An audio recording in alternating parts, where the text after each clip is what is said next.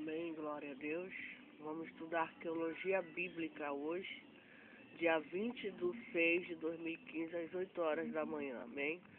Curso Superior de Teologia, subdisciplina Arqueologia Bíblica. Essa é a quarta disciplina, segundo semestre. De tanga, hein? Tu tá, hein? Pelo amor de Deus. Arqueologia Bíblica. Do mundo civilizado do Antigo Oriente, exceto a Bíblia, não ficou conservado nenhum monumento literário. A queda dos antigos impérios da Babilônia, Síria, Egito e Pérsia levaram os desaparecimentos dos velhos povos orientais, excluídos os judeus. Durante quase 2000 anos, eram os livros bíblicos e as obras dos escritores grego-romanos a única fonte de informação sobre o lendário do mundo oriental antigo. Somente as pesquisas arqueológicas dos últimos 100 anos chegaram a escavar as soterradas ruínas das antigas regiões civilizadas perto do Eufrates, Tigre e Nilo, e ao despertar para a vida a silhueta de uma época culta de aproximadamente 4.000 anos. A pá dos investigadores descobriu para nós não só cidades e palácios antigos, como também a vida espiritual daqueles povos onde ficava o berço da nossa cultura contemporânea, as suas criações literárias e artísticas e a sua concepção religiosa do mundo. Graças a isso, a imagem que temos hoje da vida do Antigo Oriente é inteiramente outra, e o nosso horizonte histórico ampliou-se grandemente no tempo e no espaço. As relações econômicas, políticas e espirituais entre Israel e o povo circunvizinhos já se perceberam muitas vezes na literatura bíblica, onde encontramos frequentemente o nome da Babilônia, Assíria e Pérsia e outros. Mas os materiais arqueológicos recentemente descobertos habitam-nos a apurar com mais precisão a natureza dessas relações e demonstram-nos as influências das grandes centros civilizados da Ásia Menor, do Egito, sobre a cultura material e espiritual da Síria e da Palestina. Igualmente, oferece-nos os materiais arqueológicos a possibilidade de aquilatar mais ou menos objetivamente originalidade, o caráter exclusivo do desenvolvimento espiritual sociopolítico de Israel. É preciso, no entanto, ter em mente que o nosso material está longe ainda de ser completo e que apenas dispomos de fragmentos de patrimônio cultural relativamente rico do mundo antigo. Isto, aliás, também se aplica a Israel, onde a Bíblia frequentemente só fornece notícias isoladas e, por vezes, apenas alusões sobre acontecimentos e fenômenos de real importância na vida judaica. De um modo geral, podemos, entretanto, afirmar, baseados nos materiais existentes, que no que se diz respeito à civilização material, era o israelita, na sua maior parte, discípulos dos seus mais velhos e adiantados vizinhos na vida espiritual, porém revelavam excepcional independência de uma originalidade criadora, evidências concretas das escrituras. Muitas pessoas, após ter lido ou ouvido falar das escrituras bíblicas, já se questionaram e questionam a veracidade dos acontecimentos. A arqueologia bíblica, um precioso estudo que vem sendo explorado há poucos séculos, tem dado a fim estes questionamentos que os céticos opõem aos fatos históricos dos livros bíblicos. Você, leitor, encontrará nesta página muitos estudos arqueológicos, os quais provam a autenticidade histórica dos livros da Bíblia. A Bíblia tinha razão. O fato de um homem que não é teólogo escrever um livro sobre a Bíblia é bastante comum, para que se espere dele um esclarecimento sobre a razão por que se dedicou a essa matéria.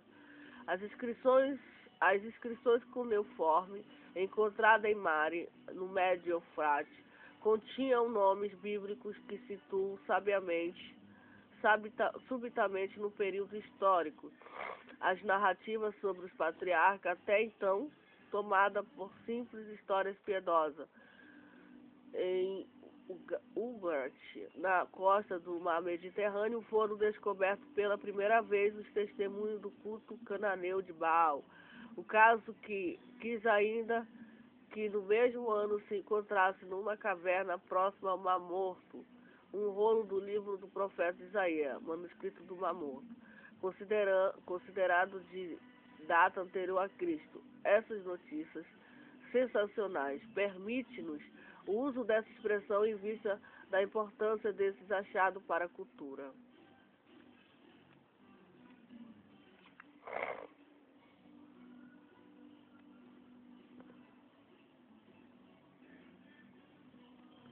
Arqueologia bíblica. A porta para o mundo histórico do Antigo Testamento foi aberta já em 1843 pelo francês Paul Émile Botta. Em escavações efetuadas em Qumran, na Mesopotâmia, ele se encontrou inesperadamente diante das imagens em relevo de Sargão II, o rei assírio que despovoou Israel e conduziu seu povo em longas colunas. Os relatos das campanhas desse soberano relacionam-se com a conquista de Samaria, igualmente descrita na Bíblia. Há cerca de um século, estudiosos americanos, ingleses, franceses e alemães vêm fazendo escavações no Oriente Próximo, na Mesopotâmia, na Palestina, no Egito. As grandes nações fundaram institutos e escolas especializadas nesse trabalho de pesquisa. Em 1869, foi criado Palestine Exploration Fund. Em 1892, a École Biblique dos Dominicanos de Saint-Etienne, seguindo-se em 1898. Só nome de... Na Palestina são descobertos lugares e cidades muitas vezes mencionados na Bíblia, apresentam exatamente como a Bíblia os descreve no lugar exato em que ela os situa. Em inscrições e monumentos arquitetônicos primitivos, os pesquisadores encontram cada vez mais personagens do Velho Testamento e do Novo Testamento.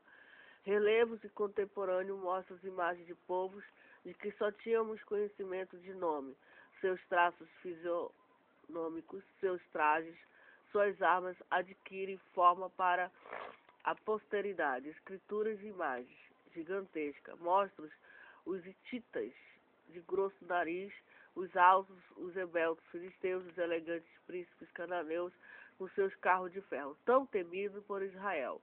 Os pacíficos, sorridentes reis de Mari, contemporâneos de Abraão. Através dos milênios, os reis assírios não perderam nada do seu semblante altivo e feroz. Teglat-Paisar III, famoso no Velho Testamento com o nome de Senaqueribe, que distribuía Laquides e sitiaram Jerusalém, a Saradão, que mandou por a feroz Arri-Macés, o grande famoso Asnafá, o livro de Esdras. Como fizeram com Nínive, a antiga, como fizeram com as Suitebas, que os profetas chamaram de No-Amon, os pesquisadores despertaram do sono do passado a famosa Babel da Bíblia, com a sua torre fabulosa. Os arqueólogos, eles encontraram no delta do Nilo as cidades de Ptah-Ramsés, onde Israel sofreu odiosa escravidão. Descobriram as camadas de fogo e destruição que acompanham a marcha dos filhos de Israel da conquista de Canaã. E em Gabon, a fortaleza de Saul, sobre cujos muros o jovem Davi cantou para ele, ao som da harpa. Em Megido descobriram uma cavalariça gigantesca do rei Salomão, que tinha 12.000 soldados. cavalos. Do mundo do Novo Testamento ressurgiam as magníficas construções do rei Herodes no coração da antiga Jerusalém. Foi descoberta a plataforma Listrotos, citada por João, evangelista, onde Jesus esteve diante de Pilatos. Os assirólogos decifraram em tábuas astronômicas da Babilônia os precisos dados de observação da estrela de Belém. Os resultados assombrosos e calculáveis por sua profusão, esses dados e descobertas modificaram a maneira de descobrir a Bíblia. Episódios que até agora muitos consideravam simples histórias piedosas adquirem de repente estrutura histórica. Por vezes, os resultados da pesquisa coincidem com a narrativa bíblica no mínimo detalhe. Eles não só confirmam, mas esclarecem igualmente os acontecimentos históricos que originam o Velho Testamento e os Evangelhos. As experiências e o destino do povo de Israel são assim apresentados não só num cenário vivo e variado, como num colorido painel de vida diária, mas também nas circunstâncias e luta política, culturais e econômica do Estado e Império da Mesopotâmia e do Nilo, das quais nunca puderam libertar-se inteiramente durante mais de 2000 anos os habitantes de estreita região intermédia da Palestina. Na opinião geral, a Bíblia ela é exclusivamente uma história sagrada. Testemunho de crença para os cristãos de todo o mundo. Na verdade, ela é ao mesmo tempo um livro de acontecimentos reais. E bem verdade que sobre este ponto de vista ela carece de integridade, porque o povo judeu, ele escreveu a sua história somente em relação a Jeová e sobre a ótica de seus pecados, a sua expiação. Mas esses acontecimentos são historicamente genuínos e têm se revelado de uma exatidão verdadeiramente espantosa. Com o auxílio dos resultados das explorações diversas narrativas bíblicas, pode ser agora muito mais bem compreendida e interpretada. É verdade que existem correntes teológicas para as quais o que vale é a palavra e nada mais que a palavra. Mas como se poderá compreendê-la? Questiona o professor André Parrot, o arqueólogo francês mundialmente famoso, se não se pode encaixá-la no seu preciso quadro cronológico, histórico e geográfico. Até agora, o conhecimento dessa descoberta extraordinária era o privilégio de um pequeno círculo de partidos. Ainda há meio século, o professor Frederick Davis pergunta-se, em Berlim, para que tantas fadigas e terras distantes, inóspitas e perigosas, para que esses desperdiciosos resolver de escombro multilenários até atingir as águas subterrâneas onde não se encontra ouro e nem prata. Para essa competição das nações, no sentido de assegurarem para si o privilégio de escavar essas áridas colunas, o sábio alemão Gustav Dummer deu-lhe em Jerusalém a resposta adequada quando expressou a esperança de que, um dia, tudo que as pesquisas viram e comprovaram séria, não só valorizado em trabalho científico, mas também utilizado praticamente na escola e na igreja. Isso, porém, ainda não aconteceu. A Bíblia. Nenhum livro da história da humanidade jamais produziu um efeito tão revolucionário, exerceu uma influência tão decisiva no desenvolvimento de todo o mundo ocidental e teve uma difusão tão universal como o livro dos livros, a Bíblia. Ela está hoje traduzida em 1120 línguas e dialetos. E após 2000 anos, ainda não há qualquer sinal de que haja terminado a sua triunfal carreira. Os informes históricos de fontes assírios Os informes históricos de fontes assírios formam um complemento muito precioso aos relatos dos livros bíblicos e auxiliam-nos principalmente a controlar e corrigir a cronologia bíblica. Pela primeira vez, só vamos encontrar o nome de Israel nos textos assírios, lá pelo século IX antes da era cristã, 853, por ocasião do encontro de Salmanassar III, nas imediações de Carcar-na-Síria, como exército aliado das potências sírio-palestinenses. Quantos minutos? 15 minutos já. Dos monumentos assírios que se relacionam com Israel, o mais importante é o famoso obelisco negro do rei Salmanassar III, 859-829. Esta pedra, que mede os 2 metros de altura, acha-se no Museu Britânico em Londres. Nelas estão gravadas em 3 filas as imagens dos povos vencidos por aquelas monarcas, levando tributo para o rei vencedor. A segunda fileira, no alto, representa o israelita levando tributo, 842. Este obelisco é valioso por nos oferecer um quadro figurativo dos tipos de trajes israelitas, como os vias artistas assírios. Imagens de judeus da época bíblica também se encontram em outros monumentos assírios. Existe um baixo relevo do rei assírio, Senaqueribe, o qual foi descoberto num lugarejo de Quiting, onde antigamente ficava a cidade de Nínive. Nesse baixo relevo, que também se acha em Londres, apresenta a subjugação da cidade de Larch, em Judá, 701 a.C. No quadro também se vê judeus conduzidos para a presença do rei. São também de uma importância os informes assírios sobre as suas guerras com Israel e a queda de Samaria. Do mesmo modo, foram descobertos documentos relativamente detalhados a respeito do sítio de Jerusalém na época de Ezequias, os quais completam os relatos da Escritura Sagrada. São menos valiosos, são as notícias descobertas nos materiais assírios sobre a época de Manassés. Por outro lado, ressente-se as fontes bíblicas da falta de notícia a respeito das últimas guerras com Judá e a destruição de Jerusalém, além dos monumentos que se relacionam diretamente com Israel e Judá. Foram encontrados muitos materiais assírios babilônicos e mais tarde também amíticos, textos religiosos, obra literária, etc., os quais indiretamente nos ajudam a melhor compreender o desenvolvimento econômico, a evolução do povo judeu na antiguidade, especialmente a sua conexão íntima com a coluna dos demais povos daquela época.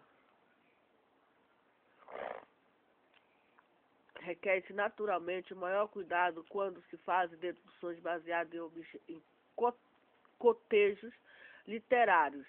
Semelhança do tema, ideia até de expressão são frequentemente o resultado de análogas situações e semelhantes condições de vida.